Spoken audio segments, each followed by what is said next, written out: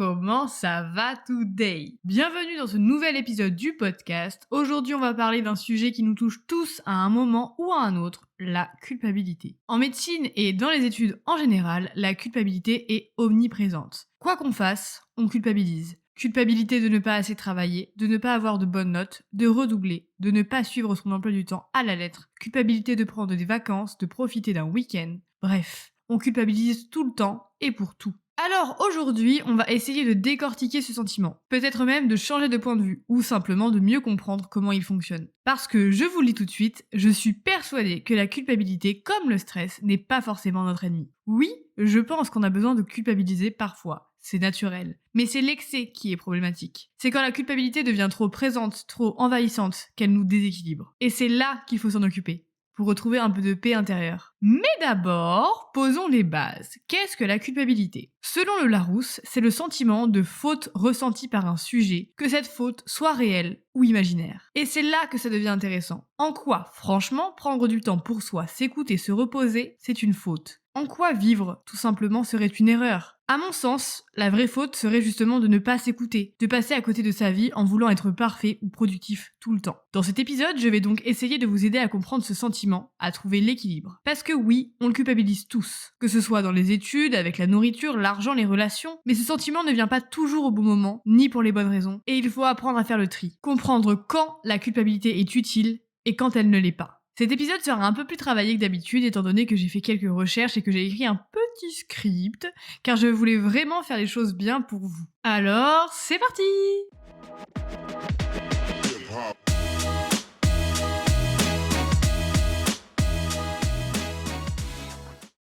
Vous avez remarqué le professionnalisme de l'intro là? J'ai l'impression d'être en train de faire un diaporama devant des profs, mais ne vous inquiétez pas, je vais quand même rester naturel. Ce que je voulais juste, c'est faire un podcast un peu plus formel, entre guillemets, parce que ce sujet m'intéresse vraiment beaucoup, et c'est quelque chose qui est vraiment permanent dans nos études, ou dans nos vies en tout cas, enfin j'ai l'impression. Donc c'est pour ça que je voulais faire un truc vraiment carré. Comme d'habitude, ce podcast va tourner autour de différents points que j'ai écrits préalablement, donc c'est juste des idées, et je vais les développer avec vous, pour que du coup, on essaie de faire un peu le tour du sentiment de culpabilité. Premier point que je voulais aborder, c'est la culpabilité, un sentiment essentiel. En effet, la culpabilité, c'est quelque chose qui est présent dans la vie de tout le monde. On culpabilise parfois d'avoir mal parlé à quelqu'un, on culpabilise d'avoir fait tomber le torchon et de pas l'avoir ramassé, et du coup on se dit qu'on va se prendre un retour de karma et on va chercher le torchon limite en courant pour le ranger. On culpabilise d'avoir fait quelque chose de mal, on culpabilise d'avoir trop parlé, d'avoir pas assez parlé, on culpabilise peut-être de ne pas avoir été assez présente pour une personne ou une autre. Enfin bref, la culpabilité, c'est vraiment très présent dans nos vies et c'est un sentiment qu'on ne peut pas enlever et qui est essentiel parce que parfois ça nous aide à faire les bons choix, tout simplement. Donc je pense malgré tout que la culpabilité est un sentiment essentiel. Cependant, parfois, on la ressent en excès et on a l'impression de faire plein d'erreurs. Par exemple, de profiter un week-end, on considère qu'on profite trop,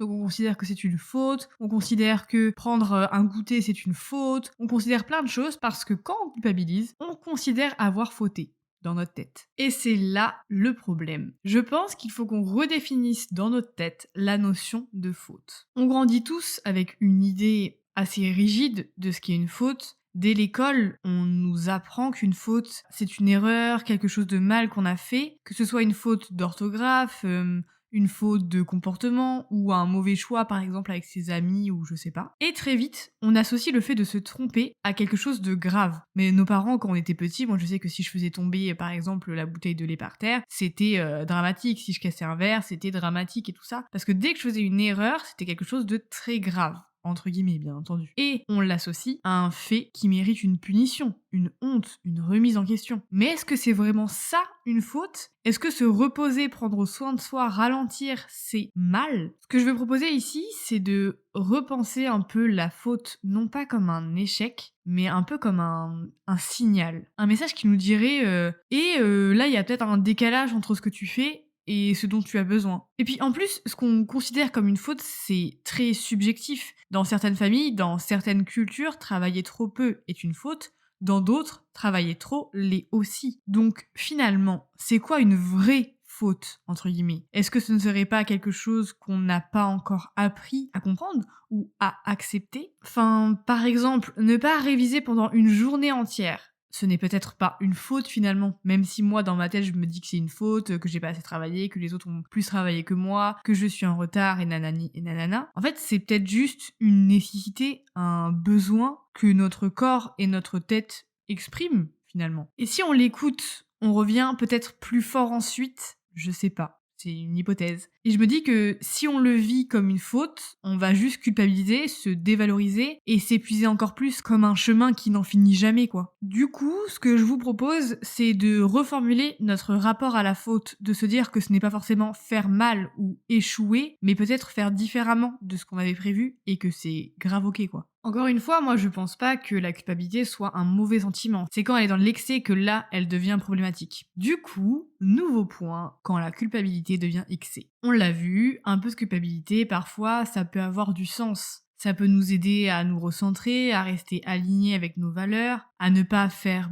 n'importe quoi. Mais comme tout, quand la culpabilité, elle devient excessive, elle cesse d'être utile et donc devient toxique. Pour moi, la culpabilité excessive, c'est celle qui s'invite tout le temps, partout, pour tout. Tu prends une pause, tu culpabilises. Tu travailles pas assez, tu culpabilises. Tu travailles un peu trop et tu t'éloignes de la vie sociale, de voir tes potes et tout, tu culpabilises aussi. Dès que tu t'accordes un plaisir, tu dépenses un peu d'argent, tu manges un truc qui te fait envie, et hop, la culpabilité arrive. C'est un peu genre comme une alarme qui se déclenche tout le temps, même quand il n'y a pas de danger, même quand on veut juste profiter. Et je pense qu'à force, ce qui devait être une petite sonnette d'alarme devient une voix intérieure qui t'épuise, qui te juge H24, qui te fait sentir que tu n'en fais jamais assez. C'est comme un sentiment d'être en permanence en faute. Et surtout, ça crée un cercle vicieux. Plus tu culpabilises, plus tu te juges, plus tu cherches à compenser et plus tu t'éloignes de toi-même finalement. Et je dirais même que parfois, cette culpabilité excessive vient de nos exigences personnelles, d'un perfectionnisme qu'on nous a appris. Peut-être que d'autres fois, elle vient de l'extérieur, de la pression de la société, de la fac, des parents, voire même des réseaux sociaux. Et d'ailleurs, j'en parle dans mon dernier réel de ma semaine d'organisation, où je dis que le plus important en fait, c'est d'être vous-même et d'être heureux dans ce que vous faites. Et l'organisation, c'est bien, mais c'est pas ça le plus important. Et je trouve que dans tous les cas, cette culpabilité-là, c'est pas vraiment une boussole quand elle devient excessive. Ça devient juste une prison intérieure. Et je pense que la première étape pour s'en détacher, c'est déjà de prendre conscience qu'elle est là, qu'elle existe. Peut-être de lui donner un nom ou de lui donner un visage dans notre tête, je sais pas. Pour pouvoir lui parler et lui dire en fait arrête, c'est bon, j'ai compris, ça sert à rien. Ça sert à rien, Michel. J'ai compris, d'accord, que je faisais une pause et que j'étais pas en train de travailler. En fait, c'est un peu comme notre boss, la culpabilité. C'est ton boss qui te rappelle toutes les 30 secondes. Ou ton coach de sport. Ouais, mais là, tu manges trop. Ouais, mais là, t'as pas assez travaillé aujourd'hui. Ouais, mais là, t'as pas coché l'objectif. Et Michel, tu vas te calmer. Sinon, je vais allumer mon calumet. Et ça va mal se passer. Je suis peut-être solo dans mon délire, mais c'est pas grave. Et je me dis que faut peut-être apprendre à se poser la question de est-ce que j'ai vraiment fait quelque chose de mal ou est-ce que je suis simplement humain avec des besoins, des limites et des envies? Parce que je pense que un humain, c'est pas quelqu'un de parfait. On a des hauts, on a des bas, des jours où on avance et d'autres où on stagne, voire même peut-être on recule. Et c'est pas grave en fait, on est juste humain et c'est ok. Bon, maintenant qu'on a compris ce que c'est la culpabilité, qu'on l'a redéfinie et qu'on a vu à quel point elle peut devenir envahissante, la grande question c'est qu'est-ce qu'on peut faire concrètement pour la diminuer? Yona, tu vas nous donner la solution parce que ça va mal se passer sinon. Ok. Todo va bueno, je vais vous proposer quelques petites pistes simples que vous pouvez tester à votre rythme. Pas de recette miracle, bien entendu, mais des clés pour avancer doucement. La première étape, je vais faire très psychologue, mais c'est accueillir sans la juger. Oui, j'aime bien prendre cette voie là pour faire cette première étape, c'est drôle, je trouve. Bref, en fait, il faudrait essayer de se dire, ok, là, je culpabilise, c'est un sentiment humain, il veut peut-être me dire quelque chose, peut-être que j'ai mal agi avec quelqu'un, peut-être que je devrais ramasser le torchon, ou peut-être que il ne dit rien du tout et que c'est juste un sentiment faussé, car non adapté à la situation actuelle. Et je pense que c'est déjà énorme de faire ça, parce que souvent, on culpabilise de culpabiliser, et ça, c'est vraiment un cercle infernal. Deuxième chose, ce serait d'identifier l'origine du problème. Se demander pourquoi je culpabilise. Encore une fois, est-ce que je culpabilise pour une bonne ou pour une mauvaise entre guillemets, raison. Est-ce que j'ai réellement fait quelque chose de mal? Est-ce que j'ai réellement fait une erreur? Ou pas du tout? Et encore une fois, je pense qu'il faut se dire, est-ce que c'est une règle que je choisis ou une règle que j'ai intériorisée sans y penser? Par exemple, est-ce que j'ai intériorisé le fait qu'en médecine, il faut travailler 10 heures par jour? Est-ce que c'est la réalité? Est-ce que c'est vraiment ce qu'il faut faire? Ou est-ce que c'est ce que j'ai intériorisé? Autrement dit, c'est ce que je crois. Et je pense que si on arrive à faire cette distinction, c'est déjà un très très grand pas. Ensuite, on peut peut-être mettre à l'écrit et s'organiser en amont pour ressentir moins de culpabilité. Par exemple, quand on ressent un sentiment de culpabilité, on l'écrit, on écrit ce qu'on ressent, pourquoi on ressent ça, dans quel contexte, quel est le facteur déclenchant, et peut-être qu'on peut organiser par exemple son semestre ou son mois ou sa semaine pour du coup enlever un peu de stress et un peu de culpabilité, se dire bah par exemple cette semaine je travaille du lundi au vendredi et je sais que ce week-end je fais rien, mais comme je sais que ce week-end je fais rien, bah je prévois en amont de faire le travail que j'étais censé faire entre guillemets, et comme ça on arrive au week-end l'esprit plus léger. Ça peut aussi être une solution. On peut aussi se mettre à la place de quelqu'un d'autre, se parler comme un ami. On peut se dire, si c'était mon meilleur ami à ma place, est-ce que je lui dirais qu'il a fauté, que prendre un week-end c'est une erreur, que d'arrêter de travailler à 16 heures c'est une faute grave et qu'il doit aller en parler à la personne et s'excuser? Je pense pas, non. On est souvent beaucoup plus dur avec nous-mêmes qu'avec les autres, donc apprenons à avoir un peu de compassion pour notre bonne vieille personne. On peut peut-être aussi essayer de rééquilibrer les attentes, être un peu plus honnête avec nous-mêmes, parce que le nombre de fois en LAS, pardon, je dis à chaque fois passe, mais non, en LAS où je faisais des emplois du temps énormes et que je savais pertinemment que je n'allais pas réussir à finir cet emploi du temps, peut-être que créer des objectifs plus réalistes, déjà ça va nous enlever une grosse épine du pied, ainsi que se laisser le droit d'être imparfait. Genre c'est juste humain, on est imparfait, c'est ok. Parfois on a du retard, parfois on a la flemme, parfois on est hyper motivé et let's go machin, tout ce que vous voulez, mais on est juste imparfait, on est humain et genre c'est grave chill. Encore une fois, si on baisse nos attentes, il s'agit pas de baisser les bras, mais de recalibrer ses standards pour qu'ils soient humains et pas surhumains. Je pense qu'il faut aussi peut-être essayer de redonner du sens, de se rappeler pourquoi on fait ces choses. Est-ce qu'on fait ça pour nous, pour notre santé, pour notre équilibre, ou pour cocher une case que quelqu'un d'autre m'a imposée? Est-ce que je vais à la BU parce que j'ai envie d'aller à la BU, ou est-ce que je vais à la BU parce que c'est bien d'aller à la BU? Est-ce que je travaille 12 heures par jour parce que j'ai besoin et que c'est obligatoire et que sinon je vais pas y arriver et que je suis obligée de travailler 12 heures par jour? Ou est-ce que je travaille 12 heures par jour parce que les autres travaillent 12 heures par jour? Est-ce que je travaille sur les collèges parce que moi j'aime travailler sur les collèges et que ça me permet de bien apprendre? Ou est-ce que je travaille sur les collèges parce que tout le monde travaille sur les collèges et que j'ai peur de manquer une info? Vous voyez, je pense que c'est intéressant de se poser des questions de pourquoi on fait ça, de se reconnecter entre guillemets à nos vraies intentions, et ça permet de remettre les priorités au bon endroit. Enfin, je pense que le plus important, c'est de s'autoriser à vivre, s'autoriser à se reposer, à ne pas être productif, à faire des erreurs, parce que vivre, ce n'est pas cocher des cases, c'est ressentir, explorer, apprendre, se tromper, se relever. Moi, je sais que ma plus grande peur, c'est de mourir en n'ayant rien à raconter. C'est vraiment ma peur ultime. J'ai pas peur en soi réellement de la mort, même si je dis ça peut-être parce que j'ai 23 ans et que, entre guillemets, je ne risque pas de mourir demain, même si on peut tous mourir à n'importe quel moment, mais vous comprenez ce que je veux dire. Donc, vu que je suis pas proche de la mort, peut-être que j'ai moins peur de ça, mais actuellement, en tout cas, je n'ai pas réellement peur de la mort. J'ai juste peur de n'avoir rien à dire, de n'avoir rien vécu, de n'avoir rien fait. Ça me tétanise. De me dire, bah putain, j'ai 90 ans, parce que oui, dans ma tête, je vis au moins jusqu'à 90 ans, et que j'ai rien à raconter à mes petits-enfants, que j'ai pas d'anecdotes, que j'ai pas de fou rire, que j'ai pas d'expérience ratée, que j'ai rien à dire. Et ça me tétanise. Donc vraiment, j'essaie de relativiser un peu la médecine en mode oui, j'essaie de faire de mon mieux, j'essaie d'avancer, et je sais qu'un jour je serai médecin, mais c'est pas grave. S'il y a des erreurs, s'il y a des ratés, s'il y a des loupés, c'est une expérience, c'est une histoire à raconter. Mais je trouve ça cool de faire des expériences et du coup ça alimente notre livre, ça alimente notre récit, et moi je trouve ça incroyable. Autre point, devons-nous arrêter de culpabiliser?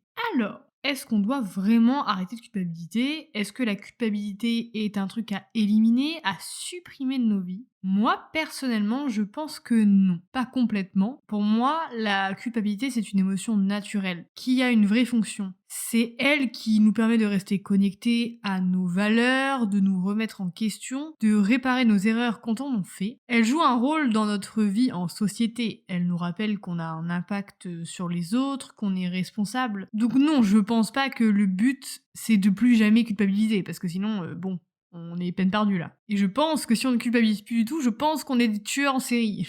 Je vais pas vous mentir, je pense qu'on a un problème psychologique. En fait, le but, je pense que c'est de culpabiliser au bon moment, pour les bonnes raisons et dans la bonne mesure. Il n'y a pas besoin de se mettre à pleurer et tout ça parce qu'on a arrêté de travailler 1 heure avant. Sauf que moi, c'est ce qui m'arrive. Donc c'est pas du tout la bonne mesure ça. En fait, je pense que c'est un peu comme le stress, un stress un peu ponctuel, genre ça peut nous booster, mais un stress constant, bah ça épuise clairement. Et la culpabilité, je pense que c'est pareil. Quand elle est proportionnée, elle nous guide. Quand elle est excessive, bah elle nous freine, elle nous abîme, elle nous rend triste et donc on va vers un engrenage. Ce qu'on devrait chercher à faire, ce n'est pas de supprimer la culpabilité, mais c'est d'apprendre à l'écouter avec discernement, à la comprendre et surtout à ne pas la laisser prendre le volant de notre vie. Et donc je pense que faut se poser une question qui pour moi est importante, c'est est-ce que cette culpabilité m'aide à avancer ou est-ce qu'elle m'empêche de vivre? Est-ce que quand je culpabilise de faire un week-end, ça m'avance sur quelque chose? Ou est-ce que ça me fait juste regretter d'avoir fait ce week-end et que j'ai l'impression que je suis une sous-merde? C'est la deuxième option. Mais nous, on veut pas ça. On veut que la culpabilité nous aide à avancer, à progresser, à nous remettre en question. On veut pas qu'elle soit là pour nous dire arrête de manger des frites, arrête de faire un week-end, va travailler, non, non, non, tu arrêtes tout de suite. Et donc, je pense que si on répond à la question est-ce que cette culpabilité m'empêche de vivre, oui ou non, alors on saura quoi faire en fonction et on pourra donc soit aller s'excuser ou machin ou faire un autre truc car on a culpabilisé pour une bonne raison, ou alors on lui dit juste mais ferme ta bouche Michel, arrête, c'est bon. Le dernier point que je voulais aborder, c'est que parfois, malgré tous les efforts, malgré l'introspection, malgré les outils qu'on met en place, la culpabilité reste, elle colle à la peau, elle revient en boucle comme une pensée automatique qu'on n'arrive pas à faire taire. Et dans ces moments-là, je pense qu'il ne faut pas rester seul. Parce que parfois, cette culpabilité n'est plus seulement une émotion passagère, elle devient un poids mental, voire un symptôme d'un mal-être plus profond. Syndrome de l'imposteur, perfectionnisme maladif, épuisement, voire dépression. Et c'est là qu'il est important de parler. Parler à un psy, parler à un ami, à quelqu'un en qui on a confiance. Parce que dire les choses à voix haute, c'est déjà commencer à reprendre du pouvoir sur elles. Parce qu'on a clairement le droit de demander de l'aide, on a le droit de ne pas tout gérer seul. Un psy ne va pas faire disparaître la culpabilité d'un coup, d'une baguette magique, c'est juste impossible. Mais il peut t'aider à remonter à la racine, à comprendre d'où elle vient et surtout à te reconstruire un rapport plus sain avec toi-même. Alors voilà, on arrive à la fin de cet épisode, et si je dois résumer tout ce qu'on vient de se dire, alors je dirais que la culpabilité n'est pas un problème à résoudre, mais un message à comprendre. C'est une émotion naturelle, elle fait partie de nous, elle est là pour nous alerter, pour nous ramener à nos valeurs, pour nous rappeler que nos actes ont un sens, un impact. Mais elle n'est pas censée devenir une prison, elle n'est pas censée nous empêcher de respirer, de vivre, d'avancer. On culpabilise parce qu'on veut bien faire, parce qu'on a des exigences envers nous-mêmes, parce qu'on veut être à la hauteur. Et c'est beau quelque part, de vouloir faire les choses bien. Mais à vouloir trop bien faire, on finit parfois par se faire du mal. Ce que j'espère avec cet épisode, c'est t'avoir permis de prendre un peu de recul, de voir que la culpabilité, quand elle devient excessive, n'est plus une boussole fiable, qu'on peut l'écouter sans lui obéir aveuglément. Et surtout, qu'on a le droit de se remettre au centre, de prendre soin de soi, de se donner de la douceur au lieu de se punir en permanence. Tu as le droit d'être imparfait, tu as le droit de te reposer. Tu as le droit de dire non, de ralentir, de changer d'avis. Tu as le droit de ne pas rentrer dans les cases. Et tu n'as pas à culpabiliser pour ça. Ce qui compte, ce n'est pas d'être parfait, c'est d'être sincère avec toi-même. Et parfois, la plus grande preuve de courage, c'est de t'autoriser à vivre selon tes besoins, et pas selon ce que tu crois qu'on attend de toi. Et si jamais la culpabilité est trop forte, trop présente, trop pesante, tu n'as pas à gérer ça seul. Parler à un psy, à un proche, à quelqu'un qui t'écoute vraiment, c'est déjà commencer à alléger ce poids. Demander de l'aide, ce n'est pas un échec, c'est une preuve de force. Alors voilà, merci d'avoir été là, merci d'avoir pris ce temps pour toi, pour réfléchir, pour t'écouter.